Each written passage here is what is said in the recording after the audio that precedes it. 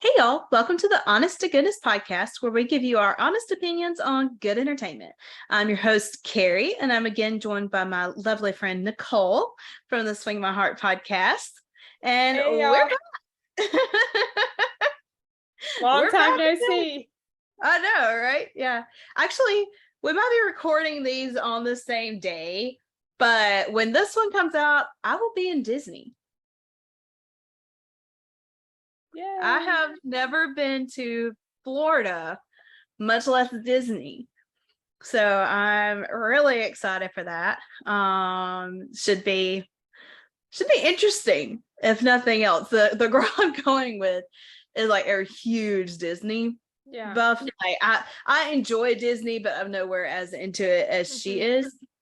But I'm like, she's like, oh, you're gonna have so much fun, and she's like telling me all this different stuff, and I'm like, I'm not so sure I'm going to have as much fun at the park as I am going to be having fun watching her thinking I'm having fun. So yeah. I think the watching her is going to be more fun for me. Yeah. But also another little thing is that I'm going to be meeting up with another friend that I have never gotten to meet up with in person. This was not a podcast friend, Hannah. Hey, I actually did try to meet up with Hannah while I was out filming. When I was driving from Indiana to North Carolina. I drove through West Virginia, and I actually reached out to her about meeting up, and I wasn't able to. Like, I wasn't going to be able to on my way through, but on my way back, I was like, hey, if you're anywhere within a couple of hours of this, we could try to meet up. And she was going to be out of town. She was like out of town both. So we weren't able to meet up. But hey, I at least tried. Yeah. Although actually, it's a good thing we didn't plan to meet up, because I ended up coming straight home from North Carolina instead of driving back to Indiana. But oh well, I would have still made it work. But it did end up working out. But this friend is actually a Hardy. That's actually how I met her, was on Twitter during the live tweeting for a December bride. Oh, I think I know who you're... Yes. And she and I never really replied to people that I didn't know. Like, I'm just funny that way. But this one girl said something about like, oh, I love Gene Kelly or something, because there were a couple of like classic movie references in the movie. And I responded to her. I was like, oh, me too. And we started going back and forth, and then we started like messaging each other and whatever. And we have been friends ever since. So I don't remember what year that was, but that's been, it's been several years. December Bride came out, I believe, 2016. Maybe I was thinking it was somewhere around 6 years. Yeah. And she is Team Lucas, but I don't hold that against her. We have discovered, though, that we can't talk about When Calls the Heart, because we can never agree on. Oh my goodness. Because she just loves Chris McNally and I love Kevin McGarry, and like, she thinks Chris is like the most handsome thing in the world. And I'm like, I'm sorry, like he's cute, but I prefer Kevin, and she doesn't find Kevin that cute. So I mean, like, even just as actors, we can't talk about this. So we've discovered we can't talk about When Calls the Heart. We did draw that boundary line because we decided it was not worth getting into arguments over. But so I found we're both big classics geeks and collectors and stuff. So so we're going to be getting together. Fingers crossed nothing happens to prevent that. That's awesome. I don't know when or if I will ever be in Florida again. But so that's where I'll be when this episode comes out. So this episode, we're finally finishing up season 9 of When Calls the Heart and trying to get somewhere along the lines of remotely caught up with this podcast. Nowhere near caught up, but remotely caught up. So we're finally on episode 11. So we're in the home stretch. We're almost there. Oh man. And this episode, I know. I'm still laughing over the fact that we like just completely gave away stuff in our episode 10 recap, because it's like it has been so long since the season finale that we're like just talking about everything, and then we're realizing, yeah, that's like in the finale. We're giving stuff away. Technically, it's not a secret anymore for anyone who's probably listening. Exactly, but yeah, we're good. It's all good. Excuse me. Okay, one of the first scenes of this episode is just classic Rosemary, with her using. Is it today simply splendacious? Like, if you mean it's the first day without clouds with blue sky that we've had in a while, then yes. Oh my goodness. And then she says, kaleidoscopic. Mm-hmm. Yes. And of talking course, about the word puzzles. Interconnected word puzzles. Yes. So that was just like this classic Rosemary. And then wasn't there another word that she used like at the end of it? I can't remember. No, I don't have one written down. I can't remember. It seemed like she used another like descriptive word when she might walked have. off. Yeah, but I mean, it was just like so classic Rosemary. And we kind of talked about this particular scene in our last episode, but Rosemary is still struggling to allow herself to hope that she is pregnant, especially now that she's not nauseous anymore, or nauseated, I should say. Yeah. She's not dealing with the nausea anymore. And Elizabeth's like, that could mean you're progressing. And Rosemary says, or that I was never pregnant at all. And it's like, I mean, it breaks your heart for her that she is just struggling so much to allow herself to hope that. But she's like, Elizabeth, you know how long I wanted a child, and that never happened. And she was like, we finally just came to a point where we had to accept that was never going to be a part of our lives. And, we're happy in our lives the way that they are. And it wasn't that she doesn't want, what was it? She said something about that her heart changed. I think so. I don't have the line written down, but I think she said something about her heart changed. And at this point, like, it's not that she doesn't want children. It's just that she has come to accept that she will never have children. So she has had to change what she wants out of life. She's had to change her focus. She's had to change what her dream in life is, and to just focus on that, and to, as much as she can, get that out of her head, or it's going to torture her. And Yeah. so now it's like she's being thrown into something that she had given up on, and she doesn't quite know, she's not quite ready to believe it yet. And of course she still has not told Lee, but I believe this was the scene. Was this the scene where she tells Elizabeth, as usual, I don't know what I would do without you? Was that this scene, or was that another scene? I think it is this scene, if I remember correctly. I think it is this scene, because there were several Yeah. conversations between Elizabeth and Rosemary, but I think that was this scene. And again, we talked about this last episode, but just how far Elizabeth and Rosemary have come in their relationship. And I remember a while back, I don't remember why, I was watching something.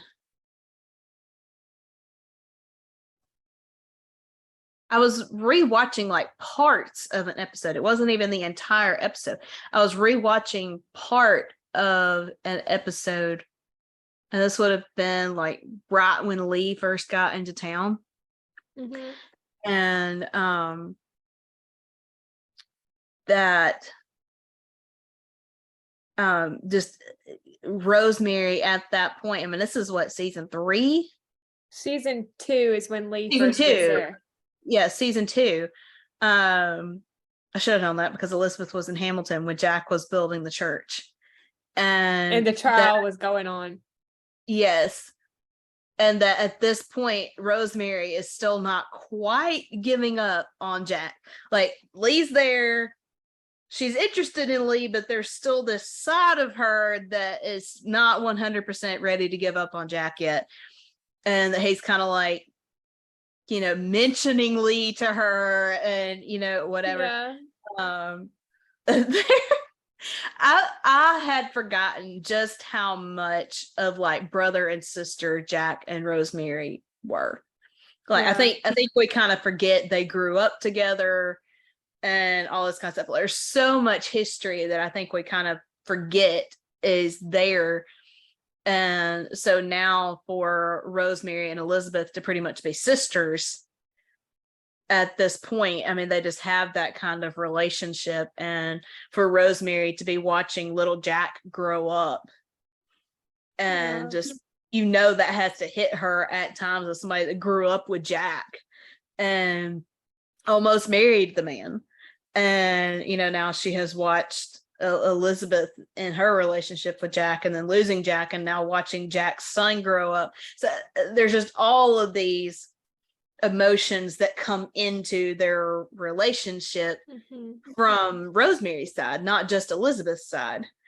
And but I just love the bond that the two of them have at this point. And like you said, I don't like it when they're arguing either. It's like it is the whole thing when the two of them are arguing. Jumping a few scenes ahead, can we talk about Ned and Florence outside the mercantile? Now, this was like right before she saw the signs being put up. When she's like, I'm sorry if I kept you waiting. He was like, listen, when you are this upset, wake me up. He was like, even if there's nothing I can do, at the very least, I'm a good listener. And then skipping ahead more scenes past that.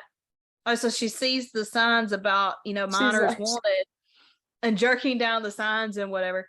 And, but when she goes to the pharmacy and asks him to close up and just come back to the mercantile because she misses him, it's like, it's like separation anxiety for her at that point, because, normally Florence is a very independent woman. She's fine, whatever. But she is having a lot of emotions going on of losing her husband and in the mining accident, and she needs Ned there with her. She doesn't just need to know he's okay. She needs him there with her at that point. And what was it he said? Whether it's across the street or around the world, I miss you too. Yeah, that's Like he is just so precious to her. It is that's what he said. They're the couple we never knew we needed, but we love. Yeah. They are so cute. Yeah. Also, can we talk about Lucas and Gustav? Yes. Yes. Like I forget honestly that the two of them are cousins, which I'm sorry, that was one of those where did that come from? And at the same time it makes total sense. Thanks.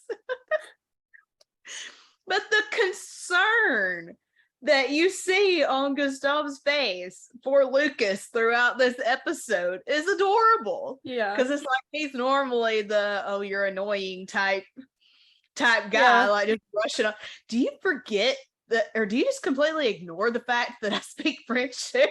Yeah. He's normally just so his own little person. Yeah.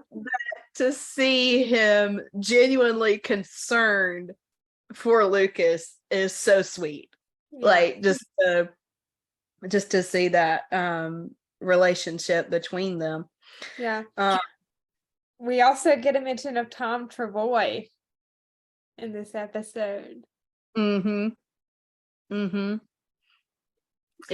I love the dart. Yeah, who used to own the saloon, of course. Yeah. And Lucas bought it for 1,000 over asking. I do remember that. Yep. So but yeah, I really love that. This was a funny moment when Lee is in his and Rosemary's office and he says, everything's so organized. How does she get any work done? Yep. And then I can't say anything. I have looked for my phone when I was on a phone call. I have looked for my keys when I had them in my hand. Granted, I had other stuff in my hand on top of my key. So it wasn't like I just had my key in my hand with nothing else. So I am that person. So I can't really say anything. But men seriously are, like I've seen these memes where like it'll show like this big old field or whatever, hills, whatever, and they're like, oh, look at that deer, and it's like half a mile away. They see something like that, and then they're standing there with the refrigerator door open and the ketchup's right here, and they're like, where's the ketchup? I can't find it. I mean, that's literally how men are. So and again, I can't really say anything, but it's just like how what Allie about and Robert. Yes. Sorry, I interrupted you. No, you're good. Where did she start calling him Wolfie all of a sudden? I don't know, but I loved that. What's up, Wolfie? I know, but you lost your passenger. Ha ha. Tell me a new one. Yeah. And then when Nathan goes by, you lost your passenger. Yeah. Dad, I've heard that so many times. Really? Yeah. Yeah. Where are you headed? I'm helping Robert deliver the mail. Don't worry. I'm just being a friend. I didn't say anything. You two be careful. Yes. They're so cute. And I love hearing Allie call him dad. Like he truly is her dad. Like, not biologically, but in every sense of the word, he is Allie's father. Yeah. It is so sweet. How about Lucas saving Henry's life? That was good timing. It was. But this one hit me when Henry said, you may not have been doing me any favors by pulling me out of the way, but thank you. Like, that's sad. Like when somebody basically tells you, you should have let me die. Essentially, I mean, that is sad. That is really sad. And I mean, we have seen Henry going through all of his health issues and now dealing with the mind and whatever. And he's like, basically saying maybe everybody would be better off without me. I mean, essentially that's what he's saying when he says that. And I mean, that is just so sad. Yeah. But yes, and the scene that we're talking about, guys, is Lucas and Henry are standing outside of the oil office, Gallon and Petroleum. the Gallon Petroleum sign is being taken down. I guess they're going to be putting up a new sign, and the sign slips and starts falling, and Lucas jerks Henry out of the way to prevent him from getting hurt. But then the very next scene, when Nathan goes into the pharmacy looking for May, like the pharmacy doors open, he thinks May is back, and it's just Faith. What did you think of that scene? Like, what do you think about the whole Nathan, Faith, May triangle that they have put in there? And I hope to goodness they do not continue in season 10, but they probably will. So take the floor. I don't even know, honestly. Yeah. It's like when he walks in, it's like he's excited thinking May is there, and it's a little bit of a letdown that it's just Faith. But then you can just kind of see the awkwardness. And I'm sorry, but the way Faith answered him when he asked had she heard from May, and she was like, no, not really. The last time I heard from her was such and such. Is it just me, or was her behavior almost not quite like, I don't think she would lie to him, but it was almost suspicious to me, of almost would she actually have told him if she had heard from May? That's a good thought. I don't know. Like, I don't think she did, but I don't know, just the way she answered him to me almost seemed like no, I haven't, like, just almost like she would have covered up the fact if she had, because she wants Nathan. Yeah. And May isn't here, so I don't know. I don't really think that of Faith, but there's just something in her behavior right there that just kind of puts that thought in my head. Yeah. I'm rooting for May, but I just want Nathan to be happy. So yeah, same. And I like Faith. Yeah, I did too. That poor girl needs a good, solid relationship in her life. Like, that poor girl. How many men had they put her with? She was engaged when she met Jack. Peter was his name, I think. I think so. And that was in season Jack, but I don't think that was ever really supposed to be a thing. No. I think that was just to stir up. Yeah. Conflict. Yeah. Let's see. Peter was in season 3. What was the character that Niall Mater played? Shane. Yes. That was in season 4, and then Carson came along after that. Yeah.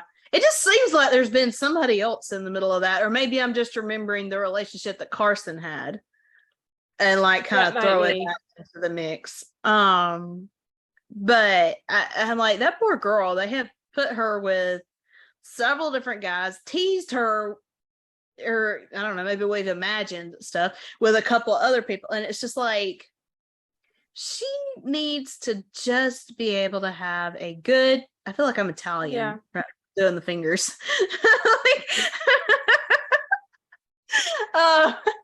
If I could talk Italian, I would, but I can't. I'm not even going to try. A good man. Yeah, there you go. I'm like, she just needs to have a good, solid relationship in her life. I realize the building relationships and everything is a big part of keeping shows interesting. But at the same time, there comes a point where it's like, okay, enough's enough. Give this person somebody and bring somebody else in. Peter, Peter was a no. Yeah, definitely. But he was a little selfish. Yeah. Actually, a lot of selfish. definitely. But I love when I'm sorry. When Faith asked Nathan if he had heard from May, and they kind of have a conversation about that, and then he says, it's funny, May, she's as much a mystery to me as the day she rode into town. And I think that's part of what intrigues him to her. Like, honestly, is just the fact that he can't quite figure her out. And I'm sorry, but everybody knows that men enjoy the chase. Like that's part of what they like in a relationship. Is I don't know, it's a challenge. They like a challenge. Yeah.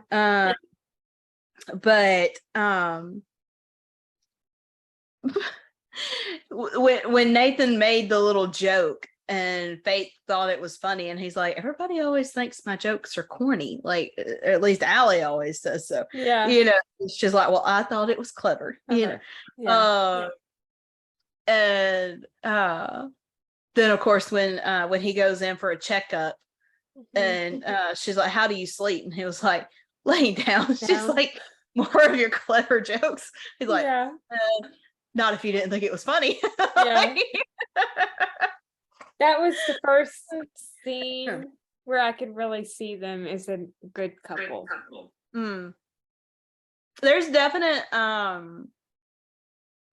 least what they want us to think is a definite possibility of them being together. That's a definite moment there when they kind of get lost in each other's eyes. So yes, and then you mentioned us hearing Tom Travoy mentioned. Minnie and Angela are back. Yep. And then we talked about Florence and Ned outside the pharmacy. Okay, we talked about Allie and Robert. Okay, Henry defending Fiona to Jerome. I love how Henry has kind of taken her under his wing. Like, he's kind of become a father figure to her in certain ways, and it is so precious just to see this side of these men. And okay, Elizabeth. Sorry, were you fixing to talk about Elizabeth and Rosemary? At the salon, I love that they still do not get to. I don't know. I've had to like tape my hand down or something. I can't stop doing the finger things. But they still do not get to Elizabeth's Day of Beauty. But that Rosemary is like, the whole point of this, you're always focused on everybody else, and the whole point of doing this was to make you relax and just think about yourself for a little while. And Elizabeth's like, well, I don't want to do that. And she was like, on the other hand, and you can tell she's like kind of wanting to fix herself up in a way, because she thinks Lucas was going to propose to her on her birthday, and then he didn't. So is he having doubts, and does she need to do something to, like fix herself up or something to kind of get his attention? Again. And Rosemary's kind of like, okay, hold up, you're doing the same thing here that I did with the poem. With the poem, and you know how wrong I was. And she was like, don't do what I did, just talk to him, don't let it drag out. And Elizabeth says, no matter what he said, at least I won't have to worry anymore.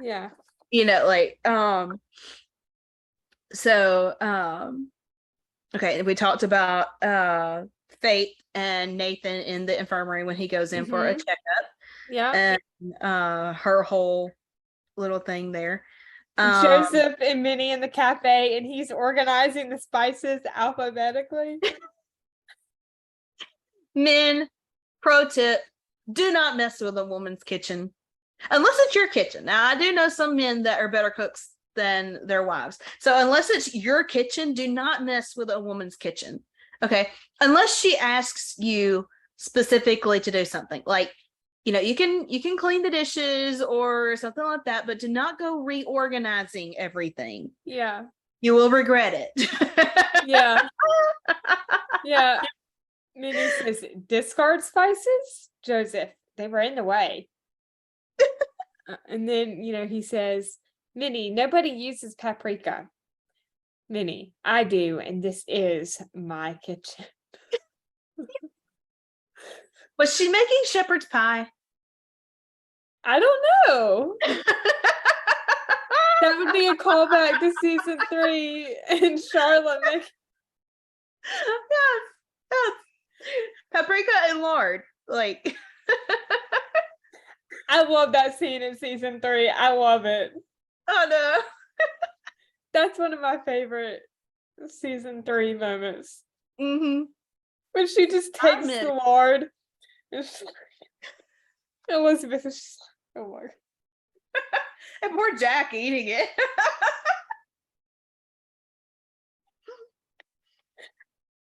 Oh my gosh. I wish we had gotten to see more of Charlotte because I know. I miss it. I guess I get it to a degree, but at the same time, like my practical side, y'all say this all the time, I'm too technical for TV, but my practical side is going, Charlotte has never come to visit her grandson. Or she has, and it's just been off camera. Yeah, but I mean, we don't hear anything about her. Yeah, we don't hear, yeah. So I mean, it just kind of blows my mind that she would not, it's like she just swooped in and swooped out and was never heard from again.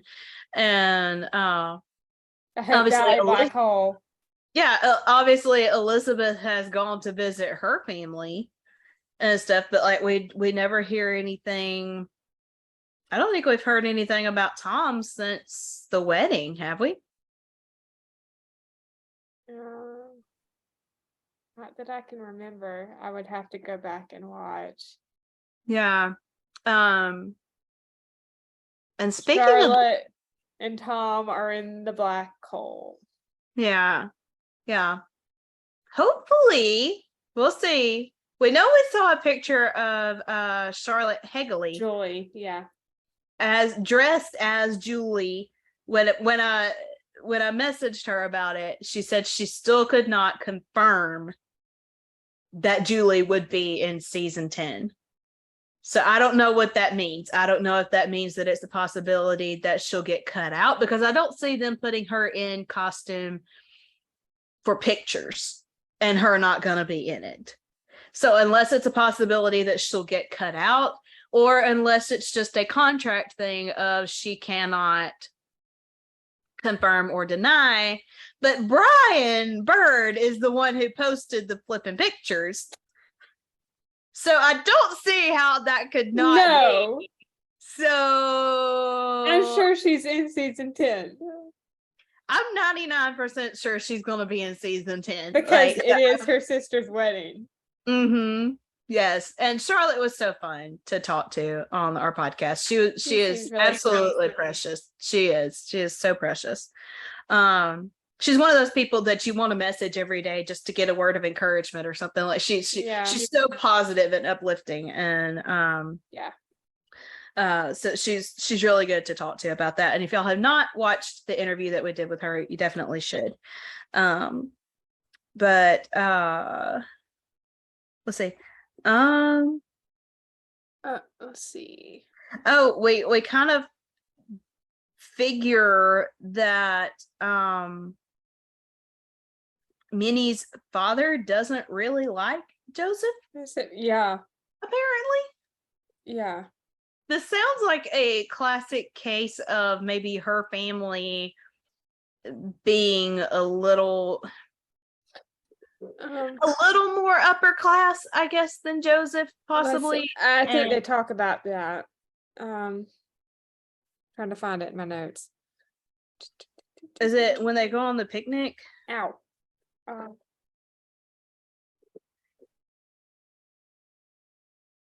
Well, let's see.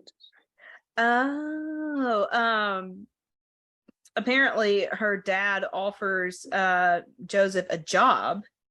Yeah. And let me I know it's in here somewhere. yeah. At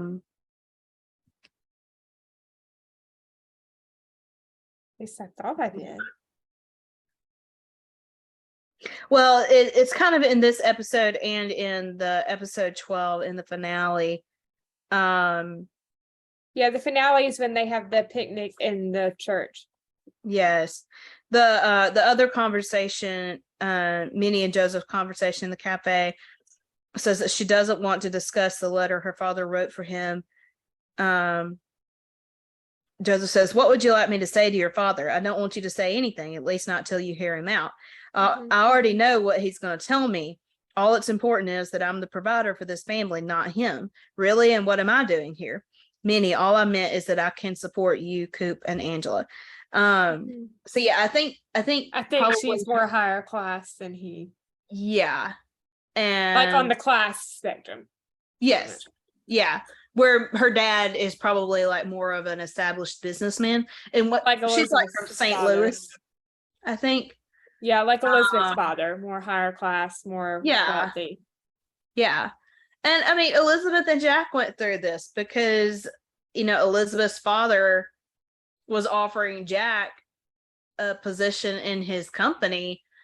And Jack's like, "Can you really see me, doing this?" And Elizabeth's like, "Why not? I think you should at least hear him out." And it's like, sorry, women, do not try to change your man. Okay. Like, do not try to change. If you are not happy with him as he is, I say that we all try to better each other. When I was in Mount Airy, my friend Greg Shell and his buddy Chris, the three of us would hang out together a lot. And they were picking on me about how what mama bear I am. And Greg's like, "Well, if I'm gonna be getting nagged, at least it's for a good reason." Like, they're picking on me about nagging them. But he was like, "I will say this." He was like, "When you say stuff or do stuff, it's always to better the other person." He was like, "You don't nag just for the sake of nagging." He's like, "You're always trying to look out for somebody, or, whatever. You're always trying to improve that person." So we all do it. We all want to pull out a better side of someone, but we need to respect. There's nothing wrong with that, but you have to respect when someone doesn't want to make a change you think might be good for them. There's a way to, I'm trying to figure out how to say this. There's a way to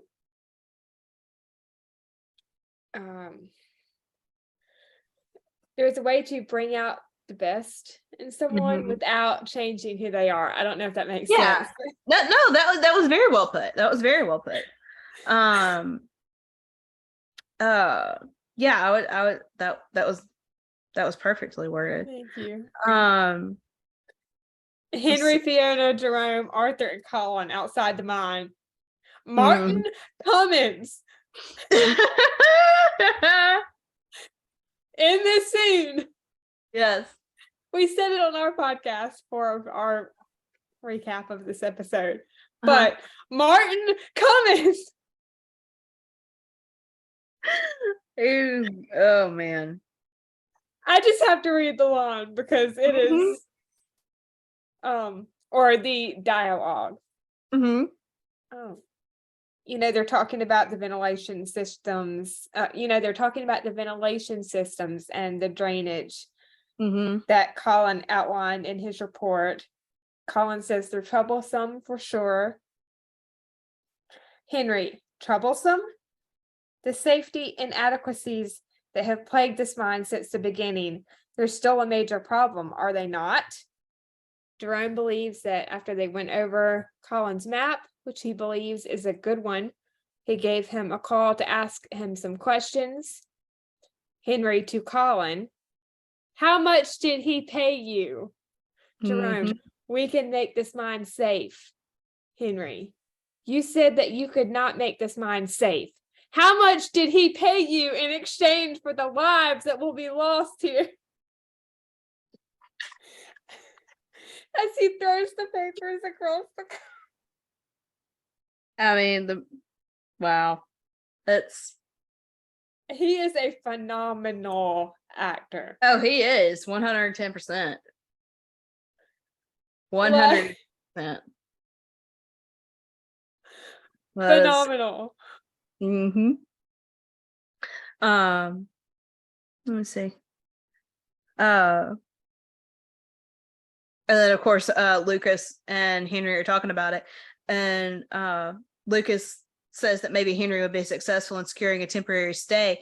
Henry says, and then Jerome would just buy that judge or another inspector. Like, he knows Jerome. And this is why he took this job, because this is why he agreed to manage the mines, because he wanted to be the person in this position to help stop him, to help protect everybody. Jerome's a bit shady. Mm-hmm. Mm-hmm. Fiona asking Gustav where Henry is, and what was it? Yeah. He said that he and Lucas were in the back with very long faces or something. Something like that. She's like, okay, I'll come back later. Yeah. Again, though, to me, you could just see the concern on Gustav's face. Like, he knows there's stuff going on, and he doesn't quite know what. Like, I think he knows Lucas not is in trouble, but that there's stuff going on, and it's like it bothers him that he can't do anything about it. Yeah. You know, that he doesn't fully know, and whatever. That it's just so cute. And Arthur comes in and asks if she'd reconsider having a business dinner with him, which she accepts. Arthur still at this point is a little like, we don't know what his deal is.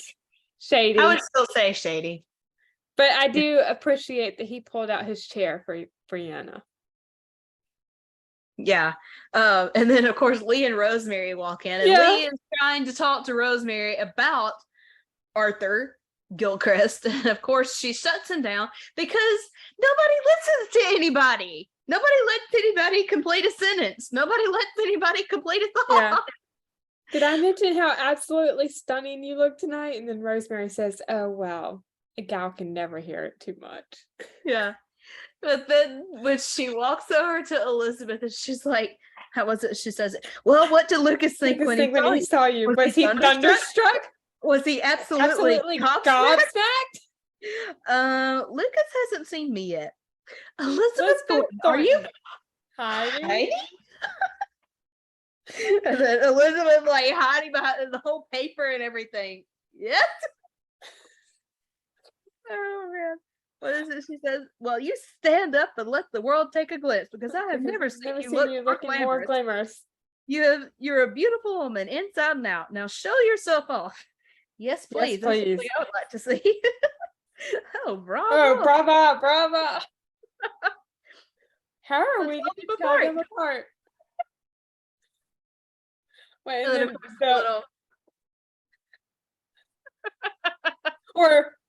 or I don't know how they do whatever exactly it was. Like, you can tell Elizabeth is just humoring Rosemary at this point. It's hilarious.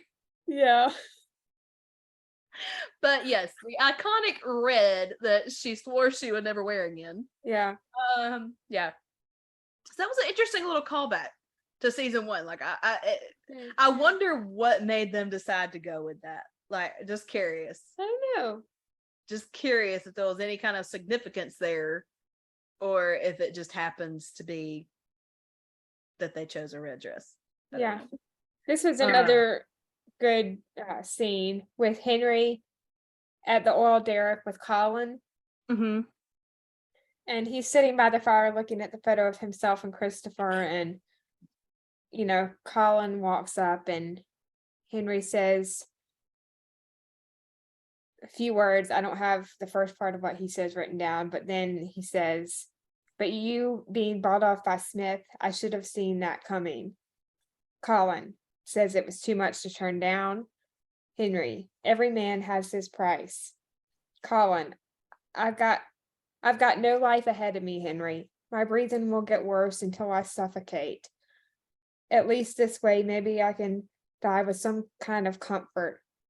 And don't say I don't know what you're going through. I was a foreman once, and you weren't there at Blantyre when 218 of my own men were killed. Henry, is this how you honor them and the men that died there or here? Colin, look, when I came here years ago, you cared little about the mines you. Sorry, I messed up. Colin says, look, when I came here years ago, you cared little about the miners you sent down when it was black as pitch and there was hardly air enough to fill a man's lungs. Or have you forgotten that? I haven't forgotten. Mhm. And then he almost throws away the money, I believe, that Lucas gave him in the fire. So that's what he gives to Elizabeth to give to Joseph. Joseph in the finale. Okay. I that honestly is kind of a callback to season 1 with him with the fire and like burning documents or whatever it was he was burning. Oh, You remember that? yeah. Was it Because Jack comes in, like I think it was Jack and Bill maybe that come in like oh yeah, that was the end of season 1 when the trial was about to happen, I think. Mm-hmm. And They were burning needing more men for something. Like, were they putting together a posse for something or whatever? I think it was like when Bill had gotten there and they were and Bill was like investigating the mine. Mm-hmm. And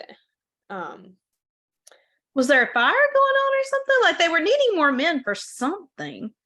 And I can't think of what it was, because like why would they have gone to Henry like needing help and he turns them down basically. Geez, this has been too long. Somebody let us know in the comments what the scene was, because it's been a while.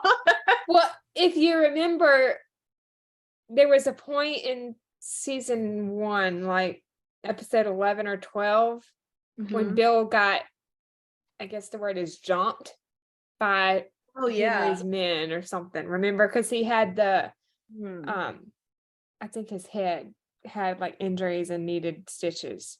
Yeah. Those two have come a long way too. Yeah. Bill and Henry. And I think we forget a lot of the history between them too, because they had history before Bill ever came to Cold Valley with Nora. Oh geez, y'all! I seriously need to go back and rewatch this whole series. It has been a hot minute. Nora is in the black hole too. Yeah, well, she actually gets mentioned in I think it's the finale, because when Nathan and Bill are sitting there talking, it's like the back and forth between the clips of Nathan and Bill talking and Florence and Faith. Oh yeah. And Nora actually gets mentioned in that. Yeah, that's right. But yeah, I'm talking about appearance wise. She's yeah, yeah. But let's see. Florence at the salon practicing her ballet. Yes, that is so sweet. Like where Ned is just like, you know, you need something kind of your own aside from business, kind of to be thinking about, and you know, something that makes you happy essentially is what he's wanting her to do. Something that's just hers. And so yeah, it is really sweet how the girls show up with little finger foods and whatever, and they're all like, we're all here for each other, you know. And of course, I guess it's the next day when she is completely sore and Molly's helping her out around the mercantile. And a phone call comes through, and Florence is like, Molly, or Molly, be a dear. And so Molly goes to handle the switchboard, and she's talking like, oh hey, yeah, how are you? You know, it's good to hear from you, you know, whatever. And she connects the call, and then she sees Bill riding by, and Molly, Florence is like, who was it? And she's like, Bill Avery. I mean Carson Shepherd. Yeah. And she's like, Bill's health of late, and Florence is like, you never have to explain to me. Yeah. Like, you know, they're so So sweet. Yeah. They're such an iconic duo. Yeah. I agree. But Lucas and Elizabeth talking about when he rode up to this point that he wants to show her. I love, and again, this is skipping to the next episode, but I love when y'all, we're just going to talk about this because at this point it's been too long. Y'all should know this stuff anyway. So spoiler alerts if you haven't, but you should know it by this point anyway. When Nathan rides out after Lucas and he's like, well, Elizabeth said you had talked about riding out to such and such. And he was like, everybody likes to think they're the first person to discover this spot. You know, but that Lucas says something about living so remote, and Elizabeth at this point is already thinking he's changing his mind about the two of them, and she's like, is that what you want? You know, and he's like, no, you know, I have a home here, but you know, so the conversation between the two of them there is just very perplexing for Elizabeth. And as a girl, I can understand that. That spot he mentioned, part of me wonders if it's where Jack was going to build the house.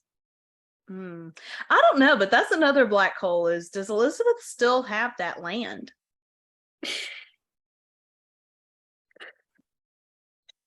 Maybe that's where maybe Elizabeth and Lucas will build a house there.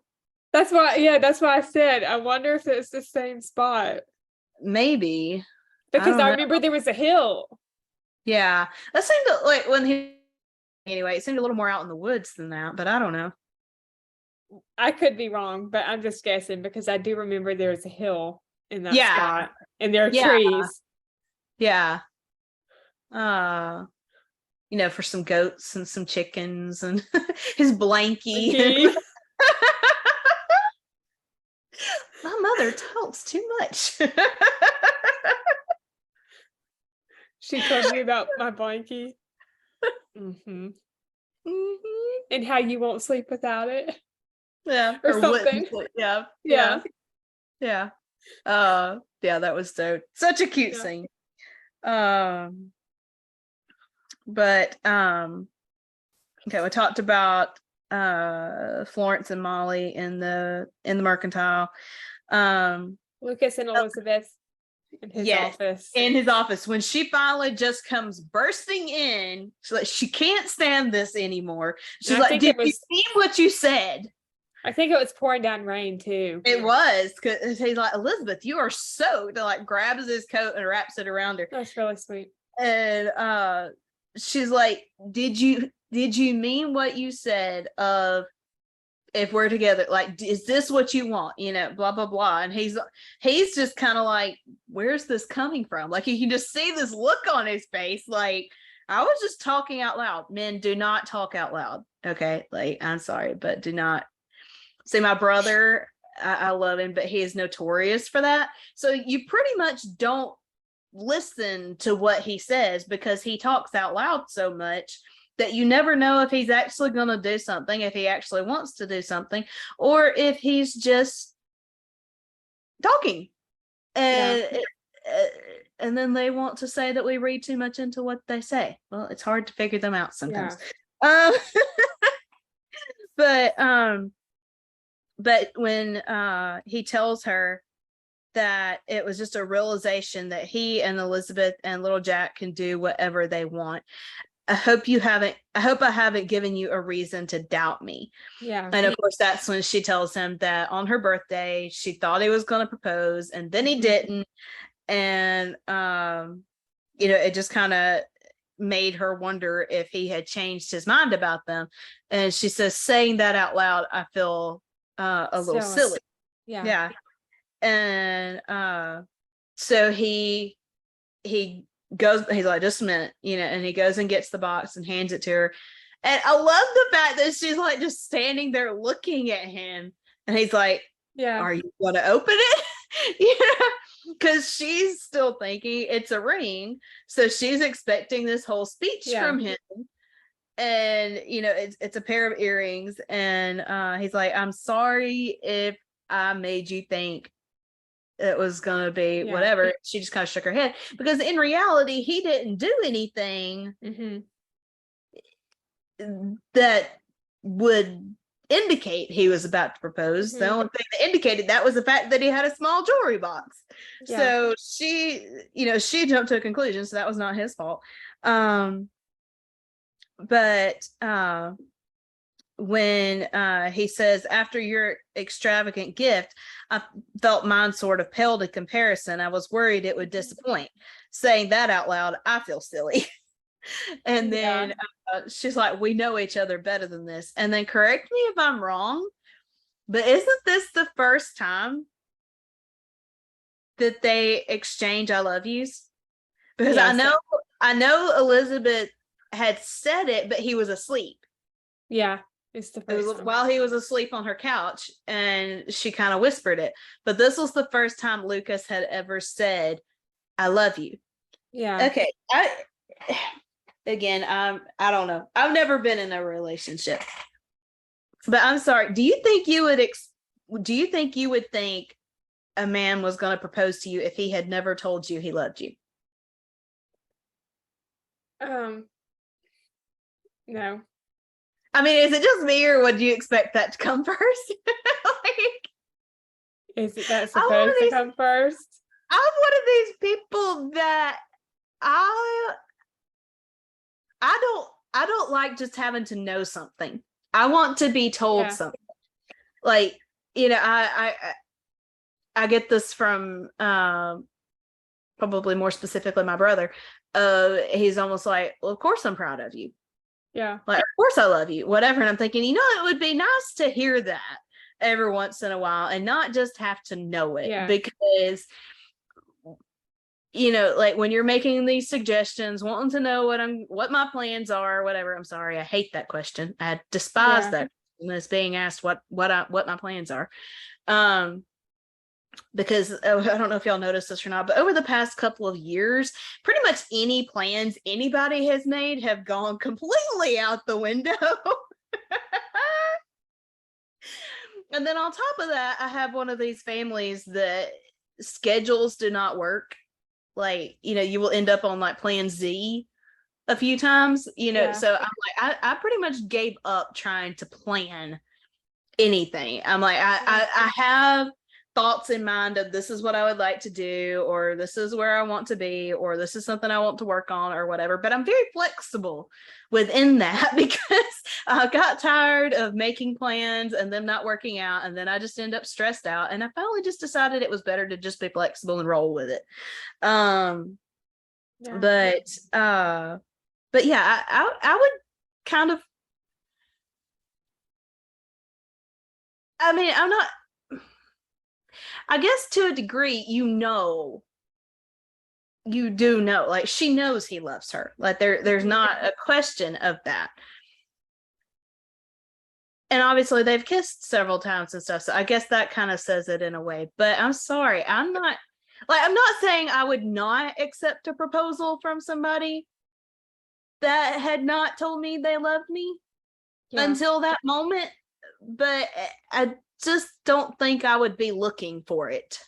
It should come first before the proposal. Yeah, which it did, but I'm just saying, like, why would she be thinking there's a possibility of him proposing when he's never even said, I love you? It's kind of, well, I know that, like,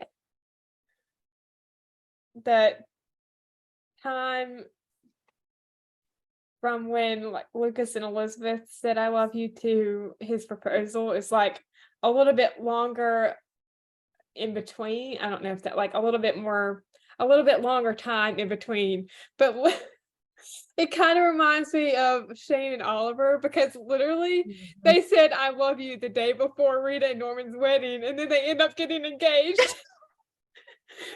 At Rita and Norman's. This is true. Okay, their proposal too is so flipping cute, because it's almost like he wasn't planning to. That's the crazy part. It's like his dad is the one that tells him you might want to check the pocket, and his dad is the one that put the green tie into the pocket. It's not like, here's that tie you asked for. It's not like he came prepared for this. Or maybe his dad put the ring in there. I don't know, but I think he put the ring and the tie in there. he probably did, but it's almost like his dad is the one that initiated him doing it that night. I think he would. I think that he, like at that point, in the show, I think he was planning to propose at some point.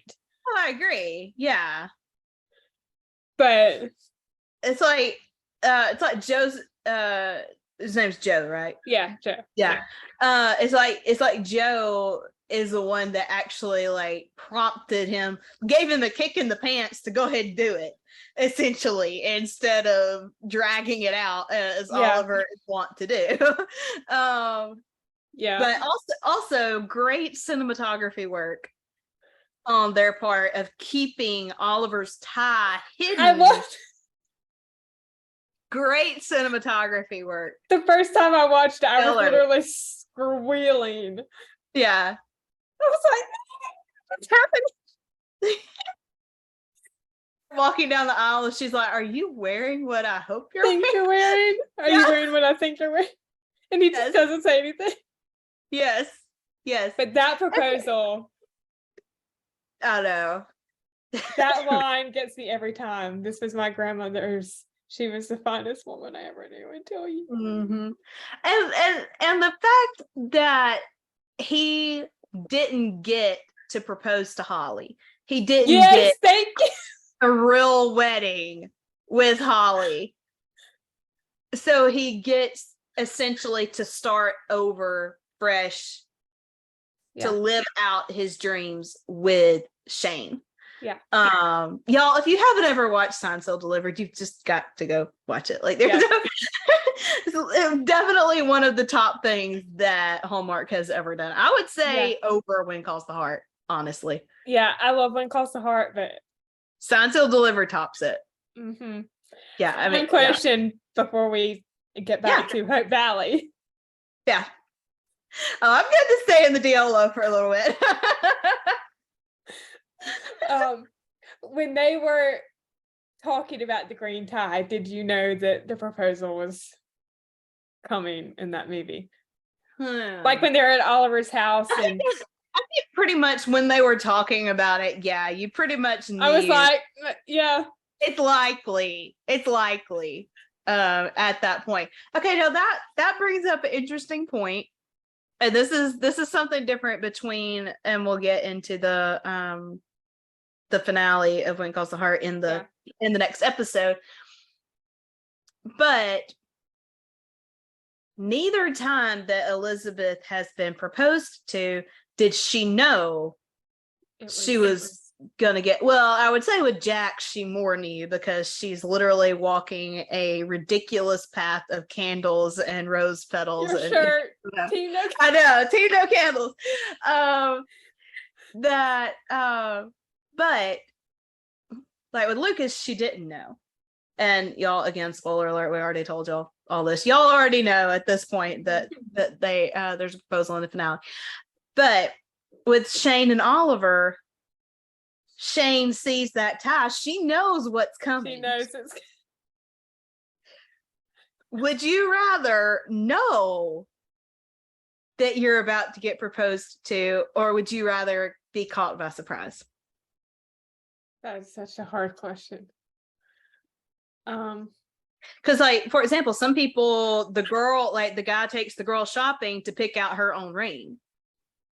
Okay, now I wouldn't want that, because I wouldn't either. I would rather be caught by surprise. Yeah. I feel like knowing would drive me nuts.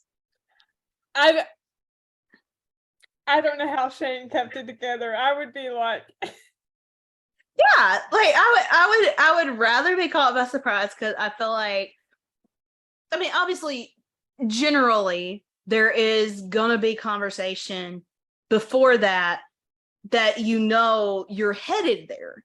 mm-hmm. that, you know, both people in the relationship, it's clear, yes, we want to move forward with our relationship. Yes, we want to get married, you know, whatever. But I don't know. I feel like knowing somebody was going to propose, and tip to my future boyfriend, do not do a bunch of like making me think this is going to happen and then it doesn't happen in order to build up the anticipation. Just don't do that. Do not do that. Just one time, surprise me, we're done. Yeah. You know, like, I don't, yeah. It would drive me nuts to know it's coming. And then you're waiting for however long for it to happen. Like that would drive me berserk. Yeah, I don't know how Shane kept it together, but at the same time, it was her friend's wedding, so I can understand that, wanting to. Yeah. Well, I think in that moment, she was kind of half focused on, like she noticed the tie, but at the same time, she's enough wrapped up in what's going on in front of her that she didn't start geeking out over that until they're walking down the aisle to leave.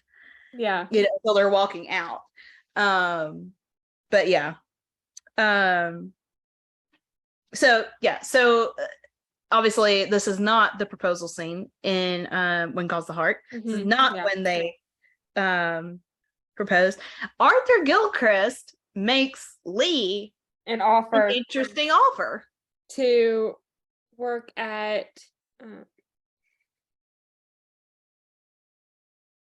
well, I have in my notes he's there as an employee of the Hearst newspaper chain with an interest in the Valley Voice. So I think what he was offering Lee was a job with his newspaper. Yeah, he was interested in Lee's articles. Yeah, he thought that Lee's opinion pieces would be good in his paper. And Lee's like, well, you know, that's a tempting offer. Rosemary would still have a paper to run. And Arthur's like, well, I just assumed she would come with you. But I think Lee's thing there is realizing that he can't put Rosemary out of her job by taking another job that would take them away from Hope Valley, for one thing. But Arthur doesn't want Rosemary, really. Like, he wants Lee. He's offering Lee a job, and just assuming that Rosemary would just come with Lee and just be his little wife, which she would if she thought that's what Lee wanted. But the paper is Rosemary's baby. And Lee just has happened to have come along and done that. Okay, and then the conversation between Elizabeth and Rosemary when Elizabeth's like, do you want some tea? And Rosemary's like, you really do put the needs of others above your own. She's like, why? Because I offered you some tea. But then Rosemary said, you have your life and Lucas has his life, and one day when you two decide to join those two lives together, and I'm assuming you will, well, it'll be vital for the two of you to keep each other's wants in mind. And that's the end of my lecture. And yes, I would like a cup of tea. Yes. Henry blew up the mine. I know. Boom, indeed. The cinematography was great in that scene. Very well done. Ned and Florence, I think they were in the Mercantile. And they just look up, or no, they didn't look up. I think, well, maybe they did. I don't know. Like, they look, you know. It's like just everybody in town. It's like, wait, what was that? You know, and I think everybody kind of knew what it was. Though it's like an initial, what was that? And then I think everybody kind of knew what it was. I think Faith like stands up from her chair or something. Or her desk. Lucas is the one that looks up because he's sitting at his desk. And he's just like, what was that? Yeah. Well, and you have in the notes here, which again, thank you for sending to me. You're welcome. But that everyone, including Lucas, thought it was just thunder. And Fiona says the mine collapsed in on itself. Henry says, I used every stick of dynamite I could lay my hands on. They're just going to dig it out again. Well, they're going to try, but it's going to take them time and it'll cost, not to mention with the National Steelworkers strike. It doesn't make sense to build a foundry, and with no foundry, there's no need for coal. What now? Bill tells Henry he needs to lay low and go to Benson Hills. Henry, are you suggesting that I run? Lucas says, this will come back to you, Henry, and Smith will hold you responsible. Henry knows that, and Bill is suggesting that he stay out of jail long enough so he can take some time figuring out how he might help him. And then Bill tells Lucas and Fiona that he wants us to stay in the office. Like, get out. I love this last line here where Bill says, Henry, I can't condone what you've done, but thank you from all of us. Again, their relationship arc is incredible because it's like they still want to hate each other, but they can't. Yeah. Well, I think it's more that Bill still wants to hate Henry than it is that Henry still wants to hate Bill. But I second that comment. Yeah. But I like to hear Bill Avery tell somebody to get out of town until to buy them some time. Like, I just need to stay out of jail long enough for this. Yeah. You know? Which goes back to, I'm sorry, but the and again, we won't get into this right now, but Nathan with Henry in this next episode. Oh, yeah. We'll talk about it then, but it is hilarious. Oh man. Yeah. Let's see. We talked about Minnie and Joseph's conversation.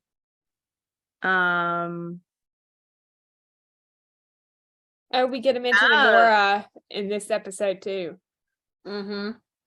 When Bill was talking to Nathan in the jail. Yes. The back and forth again, very well done on cinematography and stuff. Yeah. And just editing of putting this scene together where it's like the back and forth between Florence and Faith talking and Molly, or it's Molly and Faith talking, not Florence. Yeah. And Bill and Nathan talking. Mm-hmm. And that to me shows compatibility between Bill and Molly. Honestly, because I'm like, when did they become Hope Valley's therapist? Therapist. So I'm not quite sure how this happened, but I'm here for it. Also, I think this is in the finale as well. But can we just mention real quick how cute it is, them in the car together? That's third year. Yeah. I think that is in the finale. Also, what cute. Else is Ned going to invent? First it was the Band-Aid, and now it's the automatic toaster. Oh my gosh. Like Ned doesn't have anything else going on. Okay. Like, I mean, where does he find the time for this stuff? I'm assuming he still has his bees. Because it looked like he was in his like beekeeper's outfit when he was encouraging Florence to start dancing again. He has the mercantile, which of course he has Florence there now, and Robert's handling the mail. Mm-hmm. And then he has the pharmacy, which that's not full time for him either. And yet he's still inventing stuff. Like, sorry, this makes me think of a friend of mine in Mount Airy. He owns a restaurant. He's a DJ. Well, he does a radio show, and he like goes out and does DJ gigs. And he just bought another business. His wife has a business. Wow. I'm like, dude, you don't have enough going. They have a daughter that, you know, he's taking her to sport events and, you know, theater. He's done theater shows with her and whatever. And I'm just like, dude, you don't have enough going on with your time. Like, you needed another business to do. Like, you needed another project. I struggle to keep my head above water just taking care of stuff at home for us and my grandma. I don't know how people do it. I really don't. Oh my goodness. But yes, Ned with his automatic toaster, and I'm sorry, but the reactions from people, especially Florence, I feel like Florence had the best reaction when he's showing her the toaster, and she's just sitting there like, Yeah. And Fiona, she yeah, said, Fiona was good. butter me up, Ned. I'll be right back. So cute. And the fact that Nathan and Faith didn't show back up for the demonstration. I don't know why that sticks out to me, but for some reason it does. But Mike yes, is that back. I know, so cute. I love the fact Fiona's like, Mike, you're back. Yeah. Yeah. And then telling him about the toaster. Mm-hmm. Yeah. Ned has a new toaster. Oh, like he's so sweet. Seriously, I just want Hickam. Like Nathan's great. Lucas is great. I just want Hickam. He is so sweet. Allie and Robert again. Mm-hmm. Wolfie, were you even pedaling the entire time? You are so full of beans. Mm-hmm. Yep. I'm just glad you didn't steer us into a ditch delivering the mail. Yeah. So, Wolfie, same time tomorrow? Yep. They're so cute. Okay, again with Gustav. I know I mentioned this. I don't remember if it was early in this episode or last episode that I talked about this, but I think it was this episode. Y'all, my brain, I can't even remember. But anyway, just the concern on Gustav's face. Like, I was honestly kind of surprised he didn't ask Elizabeth, aren't you gonna read the letter? Yeah. It was like he wanted to know what it said. Because he's like, he's not here, and she's looking around like, well, obviously, and you can just see he's concerned. Mm-hmm. And the look on his face when she's like, but his car's still here, and he was like, I think he went by horse, and you can tell he's just like not impressed by that. It's hilarious. Yeah. But yeah, I really enjoyed the Gustav in this episode. Like, I don't feel like we see enough of Gustav. He is so sweet. But I love the concern that he has here. Like, you see the genuine care for Lucas in this, and even Elizabeth in this episode. Yeah. I think we covered everything, didn't we? I think there was that one scene at the end with Fiona and Jerome and Arthur, when Jerome and Arthur are leaving. Oh yeah. Mm-hmm. And this was before she sees Mike. Mm-hmm. Yeah, it kind of cracks me up that Mike's like just standing on like he got out on the other side of the taxi instead of getting out and he's like just standing there waiting for them to leave. That confused me. I was like, why didn't he just get out? You're muted. What?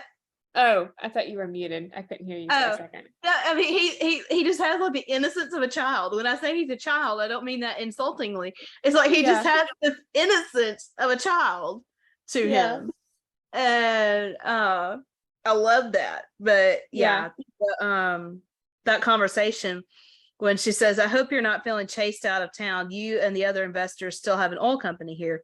Mm-hmm. Jerome says, I was counting on Henry being the same Henry. Unfortunately, I was wrong. Be sure to tell him that for me and expect a call about your replacement, Miss Miller. Arthur says, what Henry did only set us back. Fiona says, well, I wouldn't be so sure. And the two of you are presuming that Henry's to blame. Arthur says, Miss Miller, Fiona, Henry will need more than your denial when it comes to how the investors respond to this. But I understand. I do. And based on our dinner last night, I have no doubt you'll all bounce back. So I think Arthur, even if she's not quote unquote playing ball the way they're wanting her to, I think Arthur has a tremendous respect for Fiona. I think so too. And I think he's impressed by her and impressed by the fact that she is willing to stand up to them and that she is willing to stick her neck out there for what she believes in and to try to go up against the machine per se to protect her town. And I think he's very impressed by that. Yeah. Which he should be. Yeah. He should be. But yeah. So is there anything else? I think we're good for episode 11. Smoke I think on the so. water. All right. Sounds good. Guys, one more episode to go. And we're finally caught up on season 9. We'll get there. I promise. Oh man. All right. Well, thank you again, Nicole. Thank you for having me. This is fun. It is always. fun. It's good to be back doing this. I didn't realize how much I've missed it, but it's good to be back doing this. And hopefully we'll be able to continue to do more Christmas movies and stuff. That'll keep us busy for a while. Between Great American Family and Hallmark movies and mysteries, and then probably Up TV. I can't keep up. Guys, we could watch TV 24/7 and not be caught up, like literally. I haven't counted how many Up TV movies there are, but if you combine Hallmark movies and mysteries and Great American Family, that is 58 Christmas movies. Yikes. I can guarantee you there's going to be a couple we're not going to watch, though. Yeah. There are going to be a few that we're not going to watch. And guys, that's just our like personal beliefs and stuff that, there will be stuff that we're not going to cover or watch or whatever. But yeah, there should be some good ones coming out though. I'm excited for those. You said there's a sequel to 5 More Minutes, right? Yeah, with Ashley Williams and Lucas Bryant. That is going to be so good. That was such a good movie.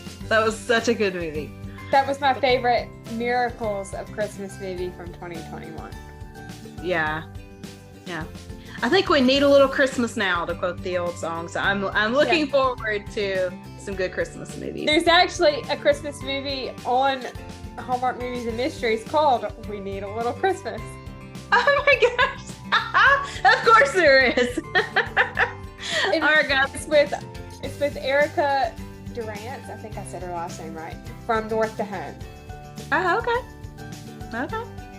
Yeah, that'll be a good one too. Yeah, I think so.